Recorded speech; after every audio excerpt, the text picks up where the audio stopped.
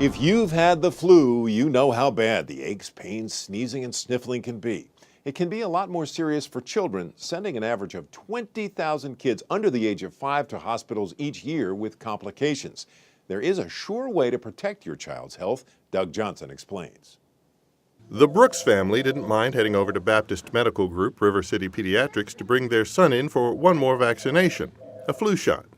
Some of the vaccines that are available now protect against 3 possible strains of the flu. Others developed this year will protect against 4 strains. The American Academy of Pediatrics advises that parents shouldn't wait for one versus the other. They should do like the Brooks and see a pediatrician like Dr. Janet Geiger. Everyone should know that flu vaccination is the best way to prevent the flu. And we highly recommend annual flu vaccination for everyone, children and adults, 6 months and older.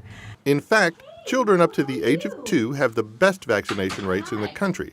Nearly 75% are vaccinated, versus about 42% of the entire population. Kids do better mostly because parents with toddlers make regular visits to pediatricians for well care.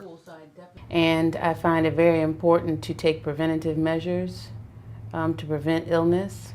My kids have been, thank goodness, very, very healthy, haven't come down with any sicknesses, not even an ear infection. So we generally try to bring them into the doctors regularly so that, once again, we can be safe. Children under 6 months cannot get the vaccine, but they can be protected if their mothers had gotten vaccinated while they were pregnant. The groups at highest risk are the very young and the very old. Because the flu is a variable disease, its impact can be mild with cold-like symptoms, but it can also be very serious, sending sufferers with weaker immune systems to the hospital. We do see more complications in children under 2, and then a little bit more through age 5.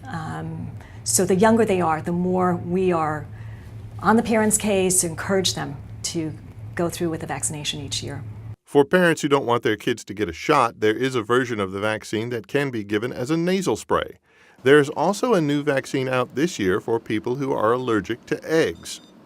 Flu season usually runs from November well into the spring, but doctors have seen cases as early as August. That's why it's a good idea to see your kid's pediatrician or your own doctor as soon as the vaccine becomes available. It's not too late. Most of the time, the flu doesn't hit its peak in the U.S. until after the first of the year. But if you don't have an appointment coming up, it's a good idea to call the pediatrician's office and make an appointment for your kids, or call your own doctor and make one for yourself. We really try to take every opportunity we can, so if the child is here for an unrelated reason, not just a checkup, but is not ill enough that we would have to defer the vaccine, then we take that opportunity. They may come in for an injury and we'll say, flu vaccines are here. Another thing to keep in mind is that it can take a week or so for the flu vaccine to offer full protection, so the sooner the better for everyone. For Smart Medicine, I'm Doug Johnson. Don't forget, you can learn even more about the stories you see here on Smart Medicine by going online to WKNO.org or smartmedicine.tv. While you're there, you can even catch up on some of the episodes you might have missed. For all of us here at Smart Medicine, thanks for joining us. We'll see you next time.